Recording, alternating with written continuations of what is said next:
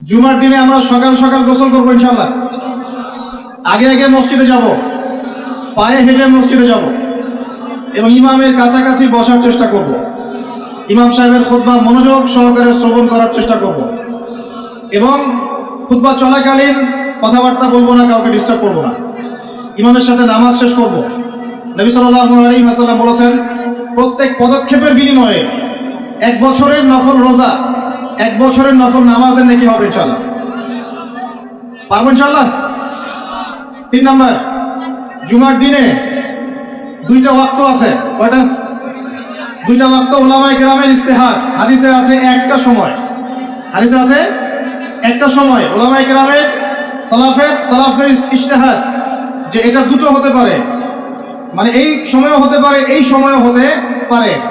যে সময়ে আপনি যে দোয়াই করবেন কবুল হবে ইনশাআল্লাহ, যে দোয়াই করবেন কবুল হবে ইনশাআল্লাহ।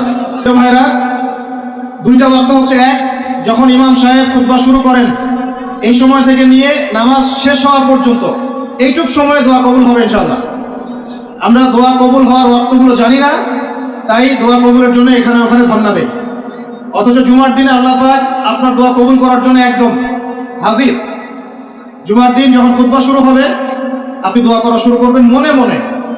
আর খুতবার দ্বিতীয় অংশে ইমাম সাহেব দোয়া করেন, খুতবার দ্বিতীয় অংশে ইমাম সাহেব দোয়া করেন, আমরা বুঝি না বলেই দোয়ায় আমিন পর্যন্ত বলি না। কি বলি না? এই হচ্ছে আমাদের জেনারেশনের অবস্থা। আমরা জানিও না যে কোনটা দোয়া। বাংলাদেশের 90% মানুষ জেনারেল ব্যাকগ্রাউন্ডের, তাদের মধ্যে বেশিরভাগ মানুষই জানে না যে কোনটা দোয়া হচ্ছে। আরেকটা কথা হচ্ছে, এগুলো যে দোয়া, এটা যদি মসজিদ কমিটিও জানতো, আমার ধারণা ইমাম সাহেবের চাকরি থাকতো না। না বুঝে ঠিক বলছেন। ইমাম সাহেব দোয়া করে, আল্লাহুম্মা আইজ্জাল ইসলাম ওয়াল মুসলিমিন, বলেন আমিন। ইমাম সাহেব দোয়া করেন, আল্লাহুম্মা আইজ্জাল ইসলাম ওয়াল মুসলিমিন, আল্লাহ ইসলাম এবং মুসলমানদেরকে ইজ্জত সম্মান দান করো। বুঝলেন কি দোয়া করেন? আল্লাহ আপনি মুসলমানদেরকে আর ইসলামকে ইজ্জত এবং সম্মান দান করেন। তখন আমরা বলি আমিন। ওয়া আযিল্লাশ শিরকা ওয়াল মুশরিকিন, আল্লাহ শিরক এবং মুশরিকদেরকে আপনি জিল্লতি দেন, ধ্বংস করেন। বলেন ওয়া আযিল্লাশ শিরকা ওয়াল মুশরিকিন, শিরক এবং মুশরিকদেরকে অপদস্থ করো। আমরা বলি আমিন। ওয়া দাম্মির আ'দা'আদ-দ্বীন, আল্লাহ তোমার দ্বীনের শত্রুদেরকে তুমি শায়েস্তা করো। আমরা বলি কি? আমিন। ওয়া দাম্মির আ'দা'আদ-দ্বীন ওয়ানসুর ইবাদাকাল মুমিনিন, আল্লাহ তোমার মুমিন বান্দাদেরকে তুমি সাহায্য করো। ইমাম সাহেব বলেন, আল্লাহুম্মা উনসুর মান নাসারা দীন মুহাম্মদ সাল্লাল্লাহু আলাইহি ওয়াসাল্লাম, ও আল্লাহ মুহাম্মদ সাল্লাল্লাহু আলাইহি ওয়াসাল্লামের দ্বীনকে যারা সাহায্য করে তুমি তাদেরকে সাহায্য করো। আমরা বলি কি? আমিন। ওয়া খাযুল মান খাযালা দীন মুহাম্মদ সাল্লাল্লাহু আলাইহি ওয়াসাল্লাম, আল্লাহ যারা নবীর দ্বীনের সাথে দুশমনি করে তাদেরকে আল্লাহ তুমি ধ্বংস করো। আমরা কি বলি? এখন বলেন, এই দোয়ার অর্থ যদি বাংলাদেশের সবাই বুঝতো, তাহলে কি ইমাম সাহেব দোয়া করার সময় আমরা চুপ করে বসে থাকতাম, মোবাইল টিপতাম, একে অপরের সাথে গল্প করতে পারতাম মসজিদে? আর ইমাম সাহেবেরও কি চাকরি থাকতো? ইমাম সাহেবেরও চাকরি থাকতো। উনি বলছেন, আল্লাহ ইসলামের দুশমনদেরকে ধ্বংস করেন, ইসলামের দুশমনদেরকে ধ্বংস করেন। আর কমিটিতেই বসে আছে তাগুত। সে যদি জানতো যে দোয়ার অর্থ কি, তাহলে তো চাকরি থাকতো না। শোনেন, ওয়াজ নসিহত অনেক শুনবেন, শুনেছেন জীবনে, যতক্ষণ পর্যন্ত আমরা তাগুতের সাথে কুফরি করতে পারছি না আর আল্লাহর সামনে আত্মসমর্পণ করতে পারছি না, ততদিন পরিপূর্ণ মুসলমান হতে পারি নাই। আমি রেফারেন্স দিয়ে কথা বলছি। আল্লাহ পাক সূরা বাকারায় আয়াতুল কুরসি নাজিল করেছেন, 255 নম্বর আয়াত। কত নম্বর? যেটা প্রত্যেক ফরজ নামাজের পরে পড়তে হয়, ঘুমানোর আগে পড়তে হয়, এবং এটা আপনাকে হেফাজত করবে। আল্লাহ পাকের রহমতে একজন ফেরেশতা আপনাকে প্রোটেক্ট করবে। ঠিক তার পরে একটা পড়ে দেখছেন কখনো? আয়াতুল কুরসি কয়জন পড়েছেন? আপনার এর পরের একটা কয়জন পড়েছেন? এই দেখেন আপনার আয়াতুল কুরসির পরের আয়াতটা শুনেন। আল্লাহ পাক বলছেন, বা'দা আউযু বিল্লাহি মিনাশ শাইতানির রাজীম, লা ইকরাহা ফিদ-দীন, দ্বীনের মধ্যে কোনো জবরদস্তি নাই। কি নাই ভাই? দ্বীনের মধ্যে কোনো জবরদস্তি নাই। ক্বাদ তাবায়্যানা রুশদু মিনাল গায়ব, মানে সত্য মিথ্যা, আলো অন্ধকার, হক বাতিল স্পষ্ট হয়ে গেছে।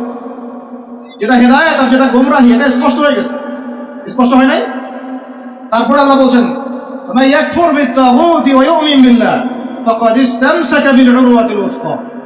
এই আয়াতটা তো আমরা অনেকে জানি না। আল্লাহ পাক বলেছেন মান ইয়াকফুর বিত-তাগুত, যে বা যারা তাগুতকে অস্বীকার করলো বা তাগুতের সাথে কুফরি করলো, ওয়া ইউমিন বিল্লাহ, এবং আল্লাহর প্রতি ঈমান নিয়ে আসলো, ফাকাদ ইসতামসাকা বিল উরওয়াতিল উসকা, সে ব্যক্তি একটা শক্ত রশি আঁকড়ে ধরলো, লা ইনফিসামা লাহা, যেটা কখনো ছিঁড়ে যাবে না ইনশাআল্লাহ। তাহলে আল্লাহ পাক এই আয়াতে বলছেন আপনাকে তাগুতের সাথে কুফরি করতে। কার সাথে? তাগুতের সাথে কুফরি করতে এবং মুমিন হতে। ঈমানদার হতে হলে তাগুতের সাথে কুফরি করতে হবে, আর তাগুতের প্রতি ঈমান রাখলে মুমিন হওয়া যাবে না। কথা বোঝা যাচ্ছে? তাহলে এখন ডেফিনেশন কি তাগুতের? কাকে বলে এটা? যেটার প্রতি কুফরি না করলে আমি মুমিন হতে পারবো না। এক, আল্লাহ বাদ দিয়ে যার ইবাদত করা হয় সেটা তাগুত। আল্লাহ বাদ দিয়ে যার ইবাদত করা হয় সেটা তাগুত। আল্লাহ বাদ দিয়ে এমন কারো দাসত্ব করা যেটা আল্লাহ রাব্বুল আলামিনের কোরআন এবং সুন্নাহ শরীয়তের মূলনীতির বাইরে, তাগুত। এমন কোন বিধান যেটার দাসত্ব করলে আল্লাহর কোরআনের বিধানকে অবজ্ঞা করা হয়, ওটাও তাগুত। এমন কোন সিস্টেম যে সিস্টেমটা আল্লাহ এবং তার রাসূলের বিধান মোতাবেক চলে না, গায়রুল্লাহর বিধান মোতাবেক চলে, ওটাও তাগুত। আমার কথা কি বলে যাচ্ছে? ভয় লাগতেছে? তাগুতের সাথে কুফরি না করতে পারলে মুমিন হতে পারবে না। এখন চট্টবটম সব তাগুত, চট্টবটম সব তাগুত। আমাদের উচিত ইসলামের মধ্যে এই আয়াতের অনুযায়ী আমল করা। আল্লাহ পাক বলেছেন উদখুলু ফিস সিলমি কাফা, তোমরা পরিপূর্ণরূপে ইসলামে প্রবেশ করো, আংশিক প্রবেশ করো না ভাই। আংশিক ইসলামে প্রবেশ করো না, পরিপূর্ণ ইসলামে প্রবেশ করো। আমরা এখন পর্যন্ত নামাজও পড়ি, সুদও খাই, মাশাআল্লাহ। আমরা এখন পর্যন্ত নামাজও পড়ি, বেপরদায় চলি, নামাজও পড়ি, বছর বছর হজ উমরাও করি, মাঝে মাঝে দান সাদাকা করি, কিন্তু যাকাত দেই না। আমরা আল্লাহর বিধানের কথা বলি, মুখে কালিমা লা ইলাহা ইল্লাল্লাহর কথা বলি ঠিকই, কিন্তু অন্যায়ভাবে মানুষের উপর জুলুম করতেই আছি। আমরা লা ইলাহা ইল্লাল্লাহ বলি ঠিকই, তারপরেও লা ইলাহা ইল্লাল্লাহর একটা বিধানও বাস্তবায়ন করি না। বাস, এখন কতটুকু মুমিন আছি আর কতটুকু মুসলমান আছেন, আর এই প্রোটেস্ট্যান্ট ভার্সন ইসলাম পালন করলে কি ফায়দা হবে, এটা আপনি বুঝতে চেষ্টা করুন। বলছিলাম যে অন্তত পক্ষে জুমার খুতবা চলাকালীন এবং জুমার খুতবায় যে দোয়াগুলো হয় তখন আমিনটুকু বলেন। আমাদের আরবির এমনই বেহাল দশা, ইমাম সাহেব কি তেলাওয়াত করছে ওইটুকু আমাদের জ্ঞান নাই। ইমাম সাহেব তেলাওয়াত করছে ইয়া আইয়ুহাল্লাযীনা আমানু ইত্তাকুল্লাহ, হে মুমিনগণ তোমরা আল্লাহকে ভয় করো, ওয়া যারু মা বাকিয়া মিনার রিবা, তোমরা সুদের অবশিষ্ট অংশ মানে সুদ ছেড়ে দাও। ইন কুনতুম মুমিনিন, যদি প্রকৃতপক্ষে মুমিন হয়ে থাকো তাহলে ছেড়ে দাও। কি ছেড়ে দাও ভাই? সুদ। কে বলছেন? আল্লাহ। তারপরে আল্লাহ পাক বলছেন ওয়া ইল্লাম তাফআলু, যদি তোমরা সুদ না ছাড়ো, ফাআযানু বিহারবি মিনাল্লাহি ওয়া রাসূলিহি, তোমরা আল্লাহ এবং তার রাসূলের সাথে যুদ্ধের ঘোষণা শোনো। কি বুঝলেন? কি বুঝলেন? যে ব্যক্তি সুদ খায় সে কার সাথে যুদ্ধ করতেছে? আর রাসূলের সাথে। যে ব্যক্তি সুদ খায় সে আল্লাহর সাথে যুদ্ধ করে, রাসূলের সাথে যুদ্ধ করে। মুসল্লি যারা দাঁড়িয়ে আছে, ইমাম সাহেব তেলাওয়াত করছে এই আয়াতটা, মুসল্লি হাই উঠাচ্ছে। এই হলো আমাদের আরবির অবস্থা। কোরআনের যে ক আমরা জানি না, এটা তার অবস্থা। এই জন্যেই বাংলাদেশের মতো জায়গায় যারা 1.5 মিনিটের খুতবা দিতে 30টা ভুল করে, তারাও শায়েখ হয়ে বসে আছে। 1.5 মিনিটের খুতবা, খালি ইন্নাল হামদুলিল্লাহি নাহমাদুহু ওয়া নাস্তাঈনুহু ওয়া নাস্তাগফিরুহু ওয়া নু'মিনু বিহি ওয়া নাতাওয়াক্কালু আলাইহি বলতে থাকতে হবে। 1.5 মিনিট লাগে, এর মধ্যে 30টা ভুল হচ্ছে। ভুলগুলো এমন যে একটার সাথে একটার অর্থ এত পার্থক্য হচ্ছে আসমান আর জমিন। বুঝেন, সূরার ফজিলত শুনেছেন, সূরা ভাষায় পড়বেন। আগে আপনারা কোরআন তেলাওয়াত সহি করেন। কোরআন তেলাওয়াত সহি না করে কোরআন পড়তে আসেন। কোরআন তেলাওয়াত করতে আসেন না মানে বুঝাচ্ছি তাফসিরে যায়েন না, তাফসির ব্যাখ্যা বিশ্লেষণ এখানে যায়েন না। আগে আপনাকে কোরআন তেলাওয়াত সহি করতে হবে। আগে কোরআন তেলাওয়াত সহি করতে হবে। আলহামদু অর্থ দ্বারাই আল্লাহ পাকের জন্য সমস্ত প্রশংসা। শুধু হায়ের মাখরাজ ভুল হলেই আলহামদু বললেই অর্থ উল্টা যায়, সমস্ত নিন্দা আল্লাহর জন্য। নাউজুবিল্লাহ, বলে নাউজুবিল্লাহ। কুল হুয়াল্লাহু আহাদ শুনেছেন, কুলের কাফ গুণ হলে আপনার অর্থ চেঞ্জ হয়ে যাবে। পড়ছেন আলিফ লাম মিম যালিকাল কিতাব লা রাইবা ফিহ। আলিফ লাম মিম এটা এমন একটা কিতাব যে কিতাবে কোনো সন্দেহ নাই। লা মানে বলেন, লা মানে নাই, রাইব মানে সন্দেহ, ফিহি মানে এর মধ্যে, ফিহি মানে এর মধ্যে মানে কোরআনের মধ্যে। তো এখন লা মানে নাই, যেটাতে মদ আছে, আর যেটা লা, যেমন ইন্নাল ইনসানা লাফি খুসর, ইন্না নিশ্চয়ই, আল ইনসান মানুষ, মানব জাতি। লা মানে এখানে অবশ্যই, এই লা এর উপর মদ নাই।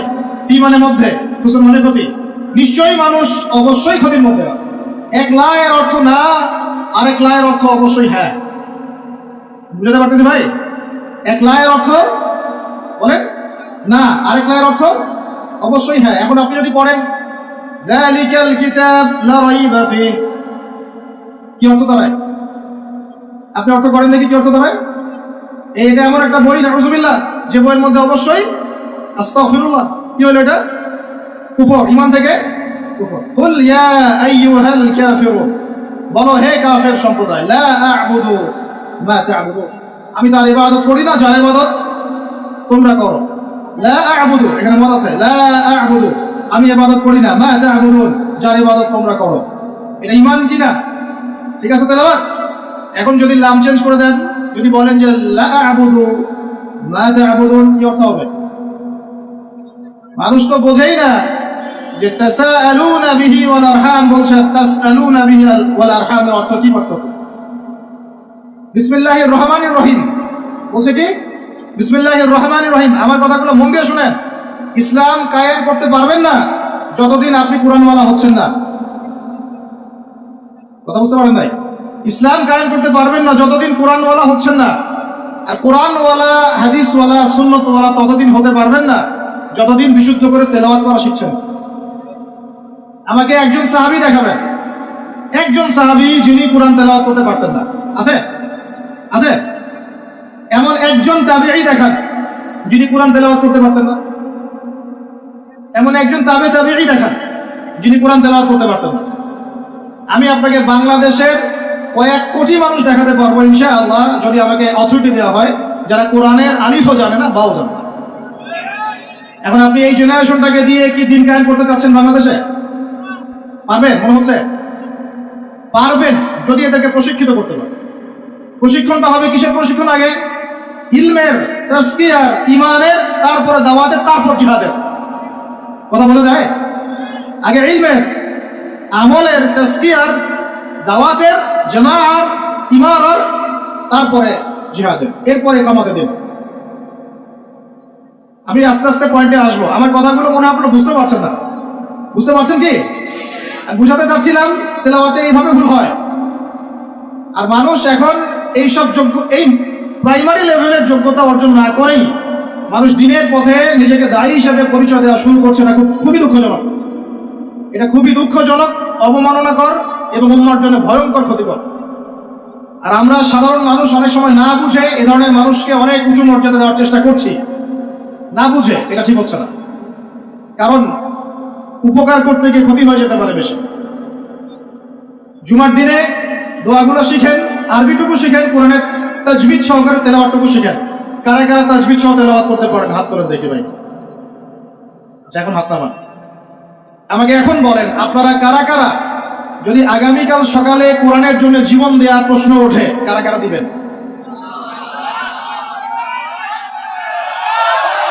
হাত নামান, হাত নামান। ওয়াল্লাহি, আল্লাহর কসম করে বলছি, আপনারা পারবেন না। আচ্ছা আচ্ছা, ইনশাআল্লাহ আল্লাহ কবুল করেন। তাহলে আমাকে আগে কোরআন তেলাওয়াতটা সহি করে দেখান। জীবন দেওয়া অনেক পরের কথা, জীবন দেওয়া অনেক বড় কথা কি না? এটা কি এত সহজ? এত সহজ না ভাই, এত সহজ না। 3 দিনের রিমান্ডে একদম আপাতমস্তক সব চেঞ্জ হয়ে যাবে। কয়দিন? 3 ঘন্টা রিমান্ডে, মাত্র 3 ঘন্টা। বড় বড় ইমানদারের রিমান্ড দেখবেন যে বের হয়ে গেছে পিছন দিক দিয়ে, নাই শেষ নাই। এত সহজ না আল্লাহর জন্য জীবন দেয়া। আগে আল্লাহর জন্য তো আপনি নামাজই পড়তে পারছেন না, আপনি আল্লাহর জন্য তাহাজ্জুদই উঠতে পারছেন না। তাহাজ্জুদই তো উঠতে পারছি না আমরা তাহাজ্জুদে উঠতে না পারি, রাত যে জেগে আছেন রাতের একটা অংশ তো নামাজ পড়ছেন না। আল্লাহর জন্য তো আপনি দোয়া কালামগুলো মুখস্থ করলেন না, কুরআনটাও তেলাওয়াত করে এখনো শিখলেন না, 40টা হাদিস আপনি মুখস্থ বলতে পারছেন, এখন পর্যন্ত আল্লাহর জন্য আপনি হালাল খাওয়া শুরু করতে পারলেন না। আমি কাউকে উদ্দেশ্য করে কথা বলছি না, আমভাবে বলছি। তো যদি বলি এখানে যদি কেউ চোর থাকেন তার উপর একটা চর, তাহলে কি আপনি দাঁড়ায় বলবেন যে আমি সেই চোর? কিছু মানুষ তো বলছে আর কি। এখন বাদ দেন, আল্লাহর জন্য এখন পর্যন্ত আমরা হালাল খাওয়া তো ধরতে পারলাম না, শুধু খেয়ে যাচ্ছি। আয়াত একটা তেলাওয়াত করলাম, এটা আল্লাহর সাথে যুদ্ধ করা, নবীর সাথে যুদ্ধ করা। ইমাম সাহেব তেলাওয়াত করে, আমি বুঝি না, আমার হাই ওঠে। নামাজে দাঁড়ায় চেয়ার নিয়ে কারাকারি করি, কে আগে চেয়ার নিয়ে কারাকারি করি? নামাজে দাঁড়াই নড়াচড়া, বুঝি না যে কি হচ্ছে নামাজে, কার সামনে দাঁড়িয়েছি, কি বলছি। আর আল্লাহ পাক যে আমাকে দেখছেন, আমার যে নামাজে আল্লাহর সামনে দাঁড়িয়ে আমি আছি, আল্লাহ পাকের সামনে আমাকে এভাবেই কিয়ামতের দিন মানে ইন্ডিভিজুয়ালি দাঁড়াতে হবে। নামাজ কি ফিলিংস দিবে? নামাজে দাঁড়িয়ে গা চুলকাচ্ছি, আঙ্গুল ফুটাচ্ছি, নড়াচড়া করছি, হাই উঠাচ্ছি। আর ইমাম সাহেব যদি একটু তেলাওয়াতটা লম্বা করে ফেলছে, ব্যাস, তাহলে তো অবস্থা খারাপ, পরের দিন থেকে চাকরি নাই। এতগুলো কথা আমি ভূমিকা বলতে চাই নাই, শুধু মূল কথাটা হচ্ছে এখানে ভাই আমাদের সবাইকে আগে বেসিকটা ঠিক করতে হবে। রাজি আছে কি নাই? ওয়াজ শুনে কোনো লাভ নাই ভাই, আমার ওয়াজ শুনে কোনো লাভ হবে না। আপনি যদি আপনার বেসিক ঠিক না করেন, আমার ওয়াজ করেও কোনো লাভ নেই আপনাকে। হয়তো এটার জন্য আমি কিছু আজার পাবো, নিয়াত ঠিক থাকলে আপনি শুনেছেন, আপনার কোনো ওজোর থাকবে না কালকে আমাদের মাঠে, বাস এতটুকুই। আদতে এই বাংলার জমিনে দিন কায়েম হবে না। আর আমার মনে হয় না যে আমরা সবাই চাই যে আমরা দিনটা কায়েম করি, আমার মনে হয় না আমরা সবাই এটা চাই। গুটি কয়েক কিছু মানুষ চায়, বাকিরা মনে করে কি দরকার এত ঝামেলায় যাওয়ার, কি দরকার, ভালোই তো আছি, স্ত্রী সন্তান বউ বাচ্চা নিয়ে আসি, চাকরি বাকরি করছি, ব্যবসা বাণিজ্য করছি, খাচ্ছি যাচ্ছি, এভাবেই কবরে যাব। কয়েকজন ফিকির করে যে আমি একটা তাফসির লিখে যাই, বা একটা বই লিখে যাই, বা আমি অ্যাটলিস্ট কিছু হকের কথা বলে যাই, বা আমি অ্যাটলিস্ট একটা অ্যাসোসিয়েশন ফর্ম করি, দিনের জন্য কিছু করি, বা আমি অ্যাটলিস্ট একটা মসজিদ মাদ্রাসা করে তুলি, বা আমি যুবকদেরকে শিক্ষিত করার জন্য বা দিনের পথে আনার জন্য কোনো ফিকির করি, বা আমি আলেমদেরকে একসাথে করার একটা ফিকির করি। কয়জনের এই ফিকিরগুলো থাকে? আসলে সেলফি, ভিডিও, ছবি, এই মানে বাহ্যিক আবেগ, এগুলো দিয়ে ভাই কিচ্ছু হবে না। আমার আগেও এখানে বসে বসে, এরকম মঞ্চে বসে বসে বহু বরেণ্য ওলামায়ে কেরাম ওয়াজ করে গেছেন বাংলার মাটিতে, এবং তাদের অনেকেই কারাগারে চলে গেছেন। বহু মানুষ তাদের ওয়াজ শুনে ঠিক বলতো, গরম গরম বক্তব্য দিতেন, এবং মানুষও ঠিক বলতেন, জনগণও তাকে আর উস্কে দিত যেন সে আরো গরম বক্তব্য দেয়। হ্যাঁ, বিশ্বাস করেন, তারা যখন নাই, বিগত 1 বছর, 2 বছর, 3 বছর, 4 বছর, 5 বছর চলে যায়, ওই ঠিক বলা জনগণ একবারও তাকে খোঁজ দিতেও যায়নি, একদিনও দেখতে যায়নি তাকে, একদিনও তার পরিবারের খবর নেয় নাই, একদিনও জানে নাই তার স্ত্রী কিভাবে রাত কাটাইছে, একদিনও তার সন্তানের খোঁজ নেয় নাই, তাকে এই বিপদ থেকে মুক্ত করার জন্য টাকা পয়সাও খরচ করে নাই, মামলা মোকদ্দমায় দৌড়াদৌড়ি করে নাই। আমরা ফ্যান্টাসিতে দিন কায়েম করতে পারবো। আমার কথা একটু তিক্ত, কিন্তু কথাগুলো বাস্তব। আজ না হোক কাল বুঝবেন ইনশাআল্লাহ। এখন 2023 সাল চলছে, 1444 হিজরি চলছে। 1444 মানে নবী সাল্লাল্লাহু আলাইহি ওয়াসাল্লাম 1444 বছর আগে দিন কায়েম করে চলে গেছেন পৃথিবীতে। 1444 বছর পর এসে আমরা এগুলো নিয়ে কথাবার্তা বলছি। আমরা জানি না আমাদের সামনে জাতিগতভাবে, বৈশ্বিকভাবে, আর এমনিতেই ইউনিভার্সাল কতটুকু সময় বাকি আছে, আমরা এটা জানিও না। হাদিসে অনেক আগেই বলা হয়েছে যে এই 2 আঙ্গুলের ডিস্টেন্স যতটুকু, তোমরা আমার 2 আঙ্গুল দেখো, এই 2 আঙ্গুলের ডিস্টেন্স যতটুকু, আমার আগমন আর কিয়ামতের দূরত্ব এতটুকু। নবীজি অনেক আগে বলেছেন যে আসর থেকে মাগরিব, সময়টার উদাহরণ মিসাল হচ্ছে আসর থেকে মাগরিব। এইভাবে দিন কায়েম হয় না। আমরা যদি দিন সত্যিকার অর্থে কায়েম করতে চাই, আগে বেসিক ঠিক করতে হবে। আজকে রাতে দোয়া কবুল হবে ইনশাআল্লাহ। এখন যেহেতু আমরা একটা জামাআর মধ্যে আছি, আল্লাহর ফেরেশতারা এটা ঘিরে রেখেছেন ইনশাআল্লাহ। আল্লাহ পাক অবশ্যই আমাদের কথা শুনছেন, দোয়া শুনছেন। সবাই আগে দোয়া করি, নিয়াত করি যে এই নামাজের কথাটা আপনার কানে চলে গেল, আজকের পর থেকে কোনোদিনও যেন নামাজ না ছুটে যায়। জোরে বলেন মুজাহিদদের মতো। আল্লাহ আমাদের দোয়া আপনি কবুল করুন। আমাদের কারো যেন কখনো এক ওয়াক্ত নামাজ আল্লাহ মিস না যায়। নামাজে আমরা যা পড়বো তা যেন বুঝতে চেষ্টা করি। আল্লাহ পাক আমাদের সবাইকে কোরআন বিশুদ্ধ করে তেলাওয়াত করার তৌফিক দান করেন এবং কোরআনের ভাষা আরবি শেখার তৌফিক দান করেন। আরবি না শিখে আমরা দাওয়াতি কাজে আসবো না এবং আমরা সবসময় মুহাক্কিক উলামায়ে কেরামের সাথে থাকবো। তাদের সাথে থেকে আমরা দ্বীন শিখবো, তাদের সহবতে থাকবো, তাদের কাছে পরামর্শ করব, তাদের কাছে সিলেবাস করে নিয়ে পড়াশোনা করব, করে নিজের যোগ্যতাকে বাড়াবো ইনশাআল্লাহ। আল্লাহ পাক আমাদের দোয়া যেন কবুল করেন। আমরা সবাই হালাল খাবো আগে ইনশাআল্লাহ, কোনোভাবেই হারাম রিজিকে যাব না ইনশাআল্লাহ। আল্লাহর সাথে যুদ্ধ করব না, নবীর সাথে যুদ্ধ করব না, সুদভিত্তিক অর্থনীতির সাথে আমাদের যেন কোনো সম্পর্ক না থাকে, যদিও এটা এই বিশ্বে একদম অলমোস্ট ইম্পসিবল। আমি বলছি অলমোস্ট ইম্পসিবল। এই বিশ্বে সুদভিত্তিক অর্থনীতির অক্টোপাসের এই চক্রজাল থেকে বের হওয়া অলমোস্ট ইম্পসিবল, কিন্তু একেবারে অসম্ভব নয়। আল্লাহ পাক যদি তৌফিক দেন আর আমাদের নিয়ে যদি ঠিক থাকে, ইনশাআল্লাহ চেষ্টা করলে আল্লাহ পাক রাস্তা দেখাবেন ইনশাআল্লাহ। স্বেচ্ছায় সুদ খাবো না, কারণ নবীজি বলছেন 4 শ্রেণীর মানুষকে আমি লানত করলাম, অভিশাপ। 4 শ্রেণীর মানুষকে আমি অভিশাপ করলাম। 1 শ্রেণী যে সুদ খায়, 1 শ্রেণী যে দেয়, 1 শ্রেণীর সাক্ষী থাকে, আর 1 শ্রেণী লিখে রাখে। আর আপনি যে জবটার জন্য এত ট্রাই করছেন, আলটিমেটলি জবটা এই 4টার কোনো একটাতে পড়বে। বুঝতে পারেন না? আলটিমেটলি আপনি যে জবের জন্য ট্রাই করছেন এখন দিনরাত একাকার করে, দেখেন কোনো না কোনো ভাবে এই 4টার মধ্যে পড়ে যায় কিনা। পড়ে গেলে আপনার আমার উপরেও নাউজুবিল্লাহ আল্লাহ নবীর লানত অভিশাপ চলে আসবে। এদিকে যাচ্ছি, আল্লাহ হেফাজত করুন। আর ভয়ঙ্কর হাদিস তো অনেকদিন বলেছি, অনেকদিন শুনেছেন, আমারও শুনেন, কারণ আল্লাহ পাক সূরা আর রহমানে একই আয়াত 32 বার রিপিট করেছেন। কতবার?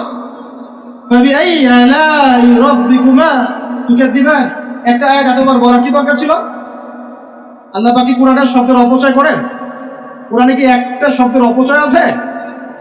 জুলকারনাইন বাদশা বা অনেকে নবী বলেন আলাইহিস সালাম একটা কওমের কাছে গিয়েছিলেন, দেখলেন তারা সূর্যের আলো থেকে রক্ষা করার জন্য কোনো সভ্যতা ওদের কাছে নাই।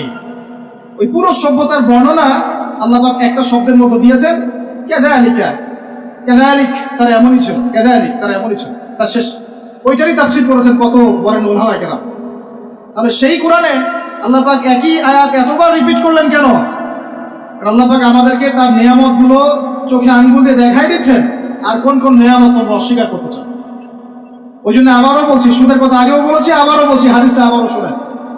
যে ব্যক্তি সুদ খায় সে যেন তার মায়ের সাথে জেনা করে।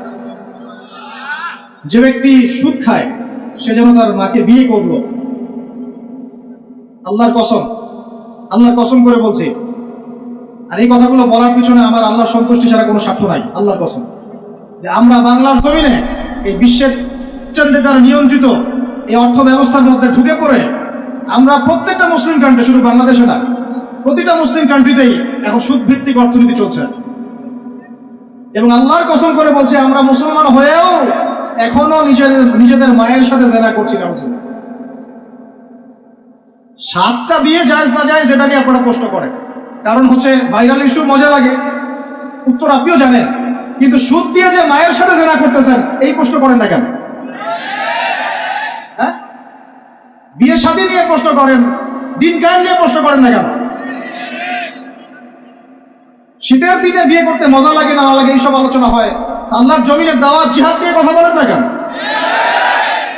যুব সমাজকে কিভাবে আল্লাহর দিকে নিয়ে আসা যায়, একটা সূত্রে গেঁথে ফেলা যায়, বরেণ্য ওলামায়ে কেরামদেরকে কিভাবে একটা জামায়ার মধ্যে আনা যায়, একটা আমিরুল মুমিনিন নিয়ে আসা যায়, এইসব চিন্তা করেন না কেন? সারাদিন কি এইসব মাসলা মাসাইল শিখতে থাকবে? সারা জীবন এগুলোই করতে থাকবে? সময় নাই হাতে আমাদের।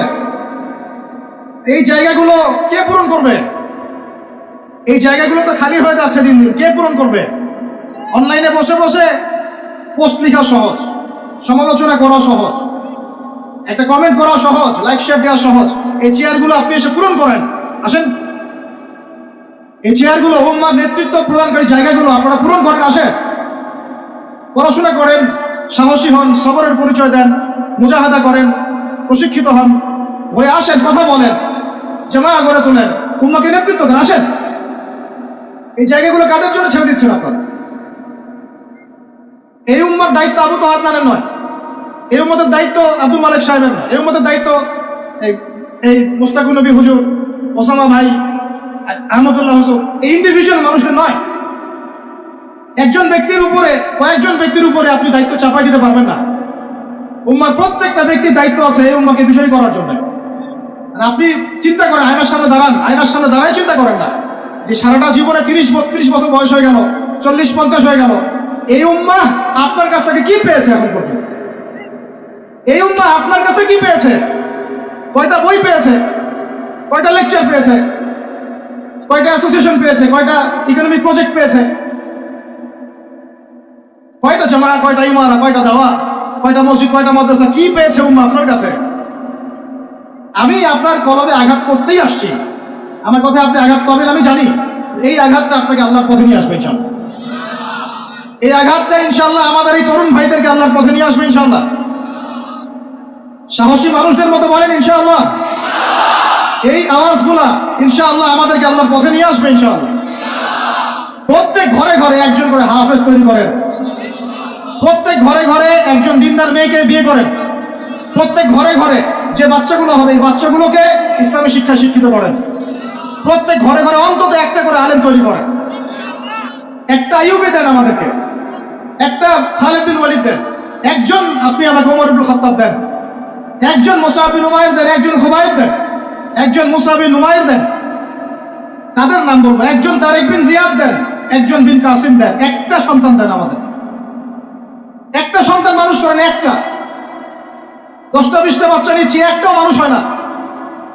আলেম পরিবারের সন্তান মুদিখানার দোকানে ব্যবসা করে কেন খাবেন আপনি? আপনার এই উম্মতের উপর দায়িত্ব আছে। আমাদের দায়িত্ব খালি মধু বিক্রি করা, দাঁড়ি টুপি বিক্রি করা, আতর বিক্রি করা? ইসলামের দিকে আসার সাথে সাথেই কেন আপনার দিকে চলে যান? উম্মাকে কে নেতৃত্ব দিবে? আমরা দিব? আমাদের কোনো ক্ষমতা আছে? আমাদের কোনো জ্ঞান আছে? আমাদের কোনো সেই যোগ্যতা আছে? আমাদের দিকে আঙ্গুল তুলতে পারবেন আপনি? কারণ আল্লাহর কসম, আল্লাহর জমিনে সবচেয়ে গুনাহগার বান্দা আমরাই। যদি আমরা সত্যিকারের নেতৃত্ব প্রদান করার যোগ্যতা অর্জন করতে পারতাম, এতদিনে আমাদের হাতে দিন বিজয় হয়ে যেত। নাই সেটা আমার মধ্যে, নাই সেটা হয়তো আমাদের মধ্যে, পারছি না আমরা। আপনাকে দায়িত্ব নিতে হবে। একজন ভাই গার্মেন্টস ব্যবসায়ী, তিনি এত বড় একটা আয়োজন করতে পারেন, তার দায়িত্ব পালন করতে পারেন। আপনারও তো অর্থ সম্পদ আছে, একটা ইসলামিক ইউনিভার্সিটি করেন, একটা বড় একটা মার্কাজুল কোরআন, মার্কাজুল ইলম গড়ে তোলেন, ওলামা ইকরামদের একটা জামায়া গড়ে তোলেন। কিছু পারেন না, অথেন্টিক বইগুলোকে প্রচার করার ব্যবস্থা করেন, কিছু অথেন্টিক মিডিয়া প্রডিউস করেন। তোমরা জেনারেল লাইনে পড়াশোনা করে কয়জন বিজ্ঞানী হচ্ছ? একটা সফটওয়্যার আবিষ্কার করতে পারছি না আমরা ইসলামিক, হাতে গোনা যায় অ্যাপস, 3-4টা অ্যাপস ইসলামিক। প্রযুক্তি আমাদের নিজস্ব হাতে তৈরি করা না, আমাদের স্বতন্ত্র মিডিয়া নাই। এই মিডিয়াগুলোতেই কিছু হয় না, এগুলো বরং কোনো কোনো ক্ষেত্রে ফিতনাও ছড়ায় বেশি। হিংসা নিয়ে যদি মানুষ পরকালে যায়, নেক আমলগুলা আগুনের মতো খেয়ে ফেলবে, নবী সাল্লাল্লাহু আলাইহি ওয়াসাল্লাম বলেছেন। আমরা এটাকে ফরজ করে নিয়েছি নিজেদের মধ্যে। ভাই, আপনারও তো যোগ্যতা আছে, আপনারও তো কিছু করার আছে। একটা অ্যাপস আবিষ্কার করেন, একটা বই লিখেন, একটা মাদ্রাসা করেন, একটা মসজিদ করেন, একটা ইসলামিক ইউনিভার্সিটি করে তোলেন, স্বতন্ত্র ইসলামিক মিডিয়া করে তোলেন। সবচেয়ে বড় কথা, কাজ যেগুলো হয় সেগুলো বিক্ষিপ্ত হয়ে যায়। এগুলো কোনো একটা সূত্রে গাঁথা না। এখানে একটা মাহফিল, ওখানে একটা, ওখানে একটা, ওখানে একটা, এখানে একটা মাদ্রাসা, ওখানে একটা, ওখানে একটা, এখানে একটা। 4জন 4ভাবে চিন্তা করেন, 4জন 4ভাবে চলেন। এখানে একটা সংগঠন ইসলামিক, ওখানে একটা, এখানে আরেকটা, ওখানে একটা। একটা ওয়াল উম্মাহ জামাআ নাই বাংলাদেশে। তো আপনারা বলেন না আমাকে, এই উম্মাহকে কিভাবে আমরা বিজয় নিয়ে যাব? আমাকে আপনারা বলেন। ছোটখাটো প্রশ্ন করা বাদ দিয়ে আপনারা আমাকে উত্তর দেন, কিভাবে আপনি এই দুনিয়াতে আল্লাহ পাকের দ্বীন ইসলাম কায়েম করবেন? পথ পদ্ধতি কি আপনার কাছে? কি পথ পদ্ধতি? কিভাবে শুরু করবেন? তারপরে কি? তারপর কি? তারপর কি? তারপর কি? গন্তব্য কোথায়? আর আমি বলি আপনাদেরকে গন্তব্য কোথায়? আমাদের গন্তব্য কোথায়? আল্লাহর কসম করে বলতেছি, আল্লাহ রাব্বুল আলামিনের কোনো পরোয়া নাই যদি বাংলাদেশে দিন কায়েম না হয়, যদি পাকিস্তানে না হয়, মালয়েশিয়াতে না হয়, এইখানে না হয়, ওইখানে না হয়, আল্লাহর কোনো পরোয়া নেই, কিছু যায় আসে না। কারণ আখিরুজ জামান স্টাডি করলে আপনি পাবেন যে অবশ্যই অবশ্যই নবী ঈসা ইবনে মারইয়াম এই পৃথিবীতে আবার আসছেন ইনশাআল্লাহ, এবং তিনি আসার আগেই মুসলিমদের মধ্যে একজন ত্রাণকর্তা আসবেন। তার নাম মুহাম্মদ। তার নাম কি? মুহাম্মদ। বাবার নামও আব্দুল্লাহ, মায়ের নামও আমিনা। মিল থাকবে বংশের, উঁচু নাক, চওড়া কপাল, নবী সাল্লাল্লাহু আলাইহি ওয়াসাল্লামের চেহারার সাথে সাদৃশ্য থাকবে, মুসলমানদেরকে নেতৃত্ব দিবেন ইনশাআল্লাহ। আমি বলছিলাম আল্লাহ পাকের কোনো পরোয়া নাই, কারণ এই হাদিসগুলো স্টাডি করলে আপনি দেখবেন মুসলমানদের হাতে আসতে যাচ্ছে ইনশাআল্লাহ। ওইখানে ঈসা আলাইহিস সালাম 40 বছর ইসলামী খেলাফত কায়েম করবেন ইনশাআল্লাহ। খেলাফত নাই, ইসলামের প্রতিষ্ঠার কথা আপনি ভুলে যান। খেলাফত ছাড়া ইসলামী প্রতিষ্ঠার কথা ভুলে যান। ঈসা আলাইহিস সালাম এসে কোনো সন্ধি করবেন না, ইউনাইটেড নেশনসে গিয়ে বলবেন না যে আমাকে একটা স্বাধীন রাষ্ট্র প্রতিষ্ঠার অনুমোদন দেন, তিনি এই কথা বলবেন না। তিনি বলবেন না যে আমাকে ডলার দেন, আইএমএফে গিয়ে বলবেন না আমাকে ঋণ দেন, বরং তিনি এই পুরো বৈশ্বিক কুফরি তাগুতি শক্তির গোড়ায় দিয়ে আঘাত করবেন ইনশাআল্লাহ। যতদিন পর্যন্ত এই পুরো বিশ্বে যে অ্যালায়েন্স এর পতন না হচ্ছে, ততদিন পর্যন্ত মুসলমানরা স্বাধীন হতে পারে নাই। আমরা এখন পর্যন্ত স্বাধীন হতে পারি নাই, এটাই সত্য কথা। কখন স্বাধীন হবেন আপনি? কখন এই উম্মাহ স্বাধীন হবে? যখন আপনার আমার কথায় পশ্চিমারা উঠবে বসবে, তখন। যখন আপনার আমার কথায় উঠবে আর বসবে, তখন। যখন আপনার আমার কথায় এই পুরো কুফরি তাগুতি শক্তির উঠবে বসবে, তখন বুঝবেন উম্মাহ স্বাধীন হয়েছে। স্বাধীনতা শুনছেন? বেলাল ইবনে রবাহ স্বাধীন, যখন তাকে পিটানো হচ্ছে, সেগুলো দিয়ে বেঁধে শেষরায় টানা হচ্ছে, বেলাল ইবনে রবাহ সেদিন স্বাধীন ছিলেন, কারণ তিনি আল্লাহ ছাড়া কারো দাসত্ব করেন না। আবু জাহেলের নির্মম নির্যাতন, উমাইয়া বিন খালাফের নির্মম নির্যাতন বেলাল ইবনে রবাহকে পরাধীন করতে পারে নাই। বেলাল স্বাধীন আঘাতের মধ্যে। সুমাইয়া স্বাধীন। সুমাইয়ার নাম শুনেছেন? আমাদের বোনরা তার নামই জানে। ওরা জানে কি প্রোডাক্ট আসলো বাজারে, কোন পার্লারে গেলে কি পাওয়া যায়, কোথায় গেলে কি হয়, কোন মার্কেটে গেলে কি পাবো। মার্কেট ভর্তি মহিলা দিয়ে, ভর্তি মহিলা দিয়ে, গার্মেন্টসও তো ভর্তি মহিলা দিয়ে। পর্দা কতটুকু মেনটেন হয় সেটাও ভাবতে হবে। জব করতে দোষ নাই, জব করতে দোষ আছে, পর্দা কতটুকু ভাবতে হবে না? আমরা যে বস্তুবাদী, এটা আমাদের রাস্তাগুলোই প্রমাণ করছে।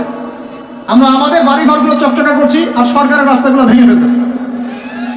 এখন ওই রাস্তাগুলো তৈরি করে দেওয়ার দায়িত্ব আমাদের, দায়িত্ব আমাদের না? অবশ্যই আমাদের, কারণ আমরা তো খেয়ানত করলাম, সরকারি মাল দড়িয়াবে ডাল, এরকম চিন্তা করলাম। ওদিকে যেতে যাচ্ছি না।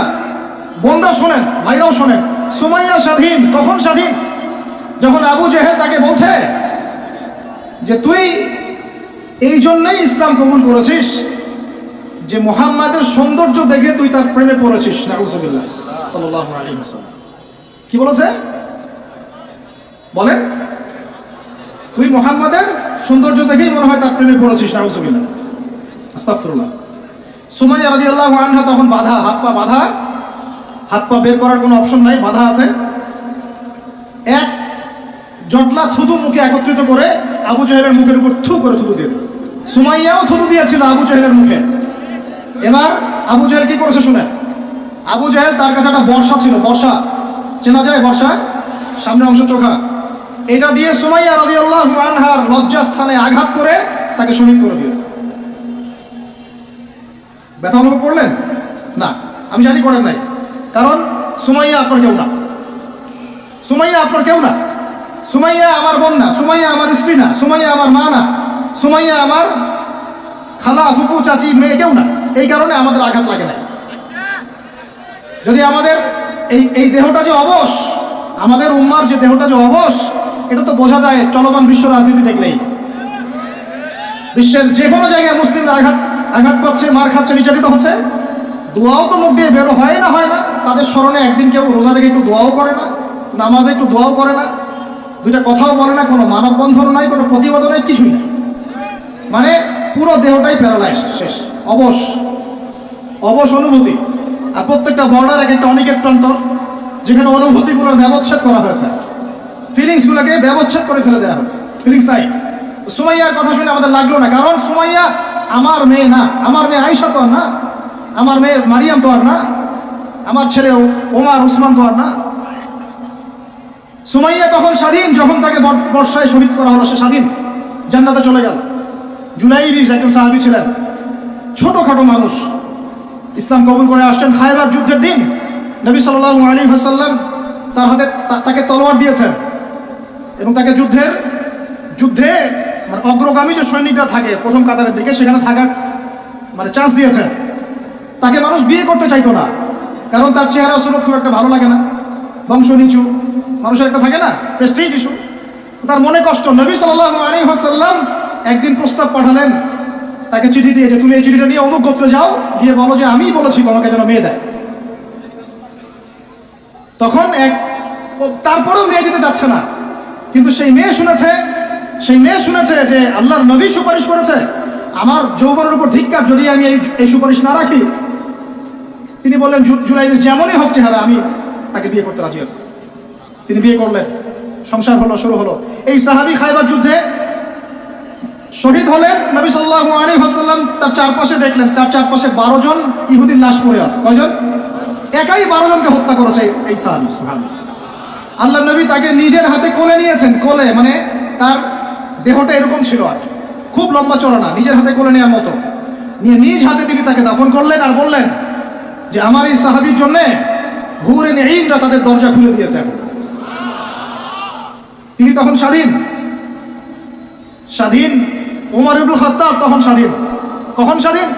ওমর রাদিয়াল্লাহু আনহু যে কোরআন খুলে সূরা তাহা পড়ছেন, তাহা পড়তে পড়তে তার ভিতরে ফিলিংস চলে আসলো যে না, এটা আল্লাহর পক্ষ থেকে আসছে। তিনি বলছেন খুযুনি ইলা রাসূলিল্লাহি ওয়া আসহাবি, আমাকে আল্লাহ রাসূলের কাছে নিয়ে চলো, তার সাহাবীদের কাছে নিয়ে চলো। তাকে নিয়ে যাওয়া হলো। ভিতরে হামজা ছিলেন রাদিয়াল্লাহু আনহু, তাকে টেনে নিয়ে আসলেন ভিতরে। বলছেন তরোয়াল নিয়ে আসছো কি জন্য? হ্যাঁ, আলা তানতাহি হাত্তা ইয়াজআল আল্লাহু বিকা কারিয়া, ততক্ষণ পর্যন্ত কি তুমি ক্ষান্ত হবে না যতক্ষণ আল্লাহর গজব না আসছে তোমার উপরে?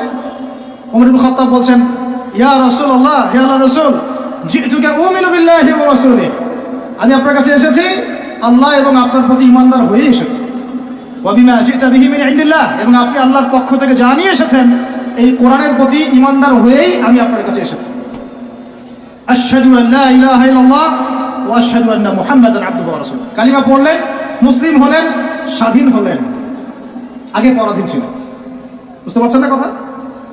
এরপরে তিনি সবার দরজায় গিয়ে নক করলেন। আবু জাহেলের বাসায় নক করে বলছেন হাল আলিমতা আন্নী কদ আসলামত, তুমি কি জানলা যে আমি ইসলাম কবুল করেছি?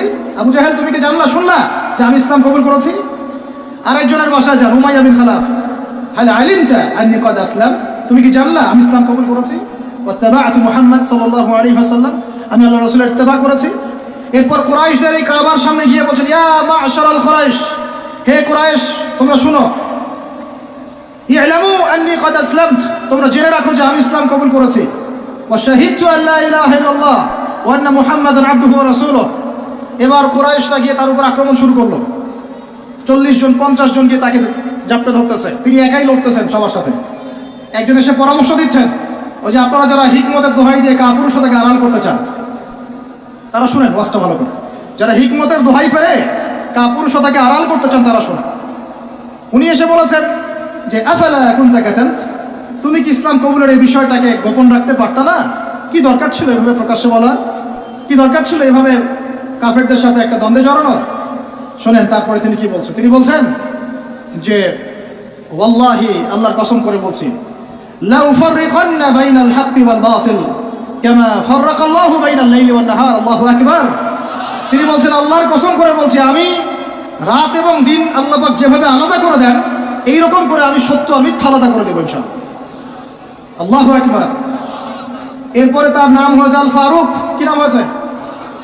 ওমর এখন স্বাধীন। বলেন আমাকে, উম্মাহ স্বাধীন? উম্মাহ স্বাধীন? কিছু করতে গেলেই বলবে স্যাংশন দিয়ে দিব, কিছু বললে বলবে যে একদম টাকার মান কমাই দিব।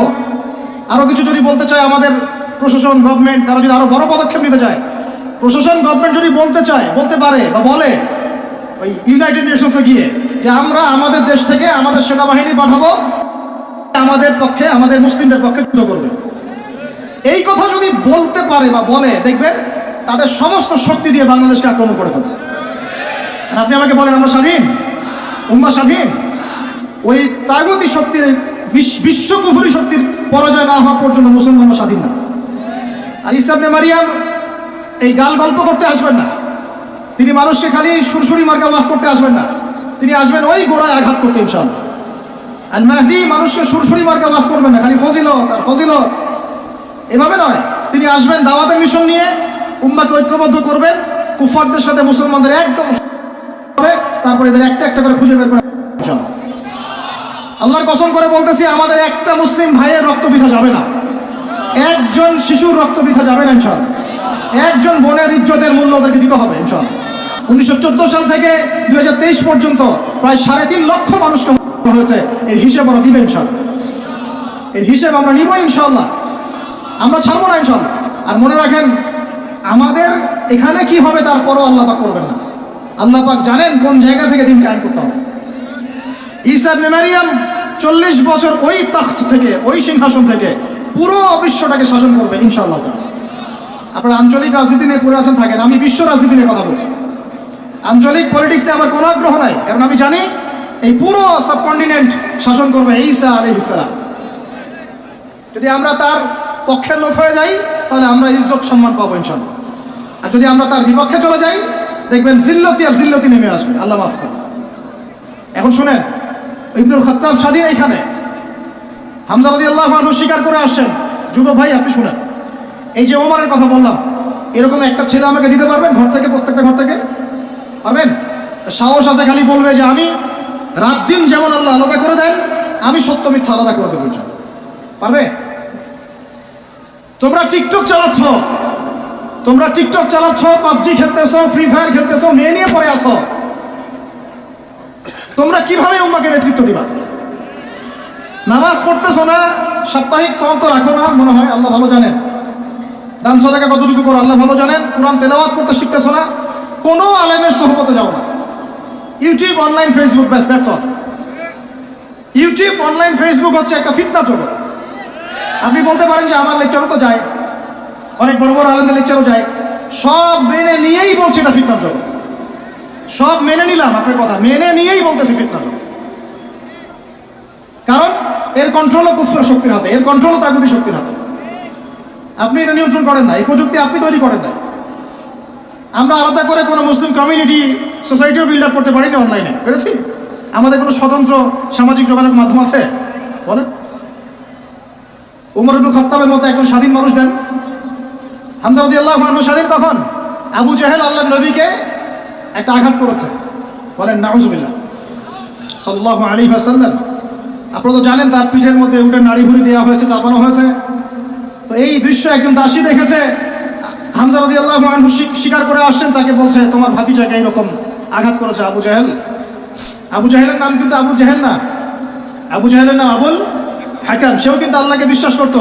আপনারা মনে করবেন না যে সে একদম ইহুদি ছিল বা খ্রিস্টান ছিল, এমন না। সে আল্লাহকে বিশ্বাস করতো, কিন্তু আল্লাহ পাকের বিধান মানত না। এখন হামজা রাদিয়াল্লাহু আনহু বলছেন আওয়া ফাআলা যালিক, সে কি সত্যিই কাজ করেছে? হ্যাঁ, সত্যিই কাজ করেছে। আচ্ছা চলো দেখাও আবু জাহেল কোথায় আছে। তিনি ঘোড়া ছুটাই গেলেন কাবা ঘরের সামনে, গিয়ে বললেন যে তুমি আমার ভাতিজাকে গালি দিয়েছ, তুমি আমার ভাতিজাকে আঘাত করেছ, জেনে রাখো আমি আজকে থেকে আমার ভাতিজার দিনের উপর আছি। এই কথা বলার সাথে সাথে তার উপর আক্রমণের চেষ্টা করা হচ্ছিল, তিনি নিজে একটা ঘুষি দিয়ে আবু জাহেলের একটা দাঁত ফেলে দিলেন। আর দাঁত যে পড়ে গেছে কিনা সিরাতের কিতাবে এত স্পষ্ট নাই, কিন্তু আঘাত একটা ঘুষি দিয়েছেন এটা স্পষ্ট। ঘুষি দিয়ে বলছেন রুদ্দাহা ইনিস্তাতা, রুদ্দাহা ইনিস্তাতা, যদি সাধ্য থাকে এই ঘুষিটা আমাকে ফেরত দিয়ে দেখা, সাধ্য থাকলে আমাকে আরেকটা আঘাত করে দেখা। আকুলু মা ইয়াকুল, আমি তাই বলি যা আমার ভাতিজা বলে। শাহিদতু আল্লা ইলাহা ইল্লাল্লাহ ওয়া আন্না মুহাম্মাদান আবদুহু ওয়া রাসূলুহু, আমি সাক্ষ্য দিচ্ছি বা দিলাম আল্লাহ ছাড়া কোনো ইলাহ নাই, মুহাম্মদ আমার ভাতিজা আল্লাহর রাসূল, তোর সাধ্য থাকলে আমাকে ঠেকা। এরকম জেনারেশন দিতে পারবেন? আপনার ছেলেটা কি এরকম? আপনার ভাইরা কি এরকম? এই আমাদের মায়েরা তাদের সন্তান কি এরকম, যে মেয়েদেরকে ঘরে নিয়ে আসছেন এই মেয়েগুলোও কি সুমাইয়ার মতো? উম্মে আমারা একজন নারী সাহাবী, উম্মে আমারা উহুদের যুদ্ধে চতুর্দিক থেকে আল্লাহ নবীকে আক্রমণ করা হচ্ছে, তিনি একাই তীর ছুটছেন। মহিলা সাহাবী, নারী সাহাবী। আমাদের নারী মেহেদি দেয় বসে বসে, তাও বয়ফ্রেন্ডের জন্য। আমাদের নারীরা ঘরে বসে বসে মেহেদি দেয়, পার্লারে যায় বয়ফ্রেন্ডের জন্য। আর উম্মে আমারা রাদিয়াল্লাহু আনহা তাদের মতো সাহাবীরা জীবন দেন রাসূলের জন্য। স্বাধীনতা এই যে তারা স্বাধীন, আল্লাহর দাসত্বের অধীনে তারা কাউকে পরোয়া করতেন না। তখন উম্মাহ ছিল স্বাধীন। আর কি, আর কার কয়জনের কথা বলবো আপনাদেরকে? মুসআব বিন উমাইর, বিখ্যাত সাহাবী, তরুণ সাহাবী, দায়ী মানুষ, এত দামি পারফিউম ইউজ করতেন, এটা এখনকার লাখ টাকা কোটি টাকার দাম হবে। বিত্তশালী পরিবারের, এই যে বিত্তশালী পরিবারের সন্তানরা শুনেন, আপনারা তো বাইক দাবড়ায় বেড়ান, গাড়ি ড্রাইভ করে বেড়ান, মাঝখানে অ্যাক্সিডেন্ট করে দেন, কেসও খান না, বাপের টাকা আছে পার পেয়ে যান, ইয়াবা খান, তারপরে গিয়ে মেয়ে নিয়ে ফুর্তি করেন, জেনা নিত্য নৈমিত্তিক ব্যাপার। একটা মেয়েকে পিছনে ওঠান, 7 দিন ঘোরেন, আবার চেঞ্জ করেন, 7 দিন পরে আরেকটা নেন। মুসআব বিন উমাইরও ধনীর সন্তান ছিলেন, ধনীর দুলাল। যখন ইসলাম এসেছে, কুরআন এসেছে, শুনেছেন তিনি ইসলাম কবুল করেছেন। মা সম্পত্তি থেকে বঞ্চিত করেছে, তাকে চাটাইয়ের মধ্যে জড়িয়ে নিচে আগুন দেওয়া হতো, ধোঁয়া দেওয়া হতো, আযাব দেওয়া হতো পারিবারিকভাবে। তিনি যখন নবীর কাছে আসলেন, নবী তাকে বললেন, তুমি মদিনায় যাও। কোথায়? মদিনায় গিয়ে দাওয়াতি কাজ করো। মদিনায় দাওয়াতি কাজ করতে লাগলেন। তার একক দাওয়াতে মদিনার 75টা পরিবার ইসলাম কবুল করেছে। এই যে মদিনায় যে ইসলামের আপনি জয় জয়কার দেখছেন, এটা মুসআব বিন উমাইর রাদিয়াল্লাহু আনহু দাওয়াতের একটা ফসল, আল্লাহ রাসূলের দোয়া। কয়টা পরিবার? এই 75 পরিবার এসে বায়াত করলেন নবীর কাছে। তারপরে নবী হিজরত করলেন মদিনায়। এমনি হয়নি, এগুলো প্রেক্ষাপট। ওই মুসআব বিন উমাইর রাদিয়াল্লাহু আনহু উহুদের যুদ্ধে শহীদ হচ্ছেন, তার গায়ে তখন 50টার বেশি তরবারের আঘাত আছে। কয়টা বেশি? তার মাকবারা ওখানেই আছে, দেখে আসেন। তিনি স্বাধীন, সকালবেলা যুদ্ধ হচ্ছে। ওই সময়ে পৃথিবীতে যারা ওই সময় যুদ্ধ করছেন মুসলিমদের পক্ষে, আল্লাহর জমিনের মধ্যে সবচেয়ে শ্রেষ্ঠ মানুষ তারা, সবচেয়ে শ্রেষ্ঠ জীবন, শ্রেষ্ঠ মৌত। ওখানে তারা উঠবেন, তখন তাদের গা থেকে মেশকাম্বরের ঘাম ছুটতে থাকবে। মারেফত থাকলে আপনিও পাবেন, অন্তরের মধ্যে কলুষতা থাকলে আপনি পাবেন না, তো স্বাভাবিক। এখন মুসআব বিন উমাইর কি পরাধীন না স্বাধীন? বলেন, তিনি কি পরাধীন না স্বাধীন? স্বাধীন মুসআব বিন উমাইর। আরেকজনের কথা শুনেন, বলতে থাকলে আপনাদের সারা রাত ফজর হয়ে যাবে। জাফর ইবনে আবি তালেব নাম শুনেছেন? জাফর ইবনে আবি তালেব শোনেন, এটা শোনেন। অনেকে অনেক দলিল দেয়, এই দলিলগুলো শুনেন, এগুলো শোনেন। 3টা গোত্র ছিল মদিনায়। কয়টা ভাই? একটা বনু কুরাইজা, বনু কাইনুকা, বনু নাজির। বনু কুরাইজা, বনু কাইনুকা, বনু নাজির, এই 3টা গোত্রের সাথে আমাদের চুক্তি ছিল। আমরা একটা সনদের মধ্যে ছিলাম। গাদ্দার, এরা সনদ ভঙ্গ করলো, ঠিক যেমন করে তারা এখন করছে এইভাবে। সনদ ভঙ্গ করলে বনু কাইনুকার বাজারে আমাদের এক মহিলা সাহাবী, তিনি বোন গিয়েছেন হাজতে, সোনার দোকানে। ইহুদি তাকে বলছে নিকাব খোলো, সে নিকাব খুলবে না। ইহুদি দুষ্ট, ষড়যন্ত্র করে তার কাপড়ের একটা অংশ রশি দিয়ে গিট বেঁধে দিয়েছে। আমাদের দিনী বোন উঠতে গিয়েছেন, সদর একটু খুলে গেছে, নাউজুবিল্লাহ, চিৎকার করে উঠেছেন। পাশে ছিলেন এক আমাদের আনসারী সাহাবী, আওয়াজ শুনেছেন। সেই আওয়াজ শুনে এক মুহূর্ত দেরি করেন নাই, মদিনায় ফিরে এসে নবীর কাছে পারমিশনও চান নাই। বুঝেন, দলিল বুঝেন। তিনি এক মুহূর্ত দেরিও করেন নাই, মদিনায় ফিরে গিয়ে নবীর কাছে পারমিশনও নেন নাই। তার কাছে একটা খোলা তরোয়াল ছিল, বের করেছেন, একটা কোপ দিয়ে সাহসীদের মতো বলেন আল্লাহু আকবার। আমি দলিল দিচ্ছি আপনাকে, এই সাহাবী নবীকে গিয়ে জিজ্ঞাসা করেছেন, পরামর্শ নিয়েছেন। তার সামনে তার বোনকে এইভাবে টিস করা হয়েছে, এক মুহূর্ত দেরি করেন নাই। এবার ওই সাহাবীর উপর আক্রমণ করে ওই সাহাবীকে শহীদ করে দিয়েছেন, নাই শেষ, উনাকে ফেলেছেন। তারপরে এই কেসটা নবীর দরবারে আসলো। নবীর দরবারে আসার পরে নবী সাল্লাল্লাহু আলাইহি ওয়াসাল্লাম সাহাবীর ব্যাপারে কোনো সমালোচনা তো করলেনই না। সাহাবী, তুমি ভুল করেছো, আমাকে জিজ্ঞেস করো নাই, আমার পরামর্শ কেন নাও না, এগুলো তো বললেনই না। বরং তার অন্যান্য সাহাবীদেরকে বললেন সবাই যুদ্ধের বর্ম পরে বের হও, বনু কাইনুকাকে আক্রমণ করতে হবে। ওই উম্মার সাথে এই উম্মার কোনো সম্পর্ক আছে? ওই আরবের সাথে এই আরবদের কোনো সম্পর্ক আছে? ওই স্বাধীনতার সাথে এখনকার এই পরাধীনতার কোনো সম্পর্ক আছে? এরপরে আপনারা ফ্যান্টাসি নিয়ে পড়ে আছেন। আল্লামা রুমি বলতেন, উনি একজন বড় সুফি মানুষ ছিলেন, উনি বলতেন যে আমি যা বুঝি আর আমি যা জানি বুঝতে পারি, তোমাদেরকে বলে কি লাভ, তোমরা তো বুঝবা না। কে বলতেন? বড় বড় যারা আল্লাহর ওলি তারা, তাদের কথাটা একটু এই টাইপের হয়, মনে হয় একটু অস্বাভাবিক, কিন্তু এর ভিতরে অনেক গভীরতা থাকে। আমি নিজেও এই কথা বলতেছি, আমরা যা বুঝি, যা বুঝতেছি, যা দেখতেছি, তা আপনাদেরকে বলে বুঝাতে পারবো না, বলেই বা কি লাভ, আপনি হয়তো বুঝবেন না। এই একটা ঘটনা ধরিয়ে পেলেন। আরেকটা শোনেন, আরেকটা কম হলো বনু নাজির রাসূলকে দাওয়াত দিয়েছে, দাওয়াত দিয়ে বলছে যে আমরা ইসলাম কবুল করবো, আসে নেগোশিয়েট করি। নবী সাল্লাল্লাহু আলাইহি ওয়াসাল্লাম গিয়েছেন দাওয়াত দিতে বনু নাজিরের সিঁড়ির মধ্যে, এটাকে বলে দেয়ালে হেলান দিয়ে আছেন। উপর থেকে এরা চাকি আছে না, চাকি যেটা দিয়ে আমরা ধান ভাঙে আগেকার মায়েরা বোনেরা, বড় বড় যে লোহার আর পাথরের, এইগুলো উপর থেকে ফেলে তাকে হত্যা করার চেষ্টা করেছিল বনু নাজির। কোন গোত্র? বনু নাজির। আল্লাহ নবী জিবরাইল আলাইহিস সালামের মাধ্যমে জানতে পারলেন, সেখান থেকে উঠলেন, উঠে বললেন যে ঠিক আছে বনু নাজিরকে আমরা অবরোধ করব। 1.5-2 মাস অবরোধ করে রাখা হলো, সূরা হাসরে পড়ে দেখেন। এরপরে এরা নিজেদের ঘরবাড়িগুলো কাঁধে করে নিয়ে মদিনা থেকে বিতাড়িত হলো। বনু নাজির দলিল নাম্বার 2। 3 বনু কুরাইজা, বাকি আছে শুধু একটা, এখন বনু কুরাইজা। বনু কুরাইজাকে বলা হচ্ছে আমাদের সাথে থাকবে, অন্যদের সাথে যাইতে পারবো না। Okay fine. খন্দকের যুদ্ধে 10,000 সেনাবাহিনী নিয়ে আবু সুফিয়ান আক্রমণ করেছে মদিনা, অবরোধ করে রেখেছে। এই সুযোগে বনু কুরাইজা কুরাইশদের সাথে মিলে আমাদের সাথে গাদ্দারি করল। আল্লাহ নবী যুদ্ধ শেষ করে বনু কুরাইজায় গিয়ে না গিয়ে কেউ আসরের নামাজ পড়বা না, ওদের সাথে গিয়ে মীমাংসা করতে হবে। তারপরে ওখানে গিয়ে ওদেরকে অবরোধ করা হলো। সাদ বিন মুআজ রাদিয়াল্লাহু আনহু হাতে এই বনু কুরাইজার এক একজন বালেক যারা ছিল, এদের সবার গঠন হয়েছে।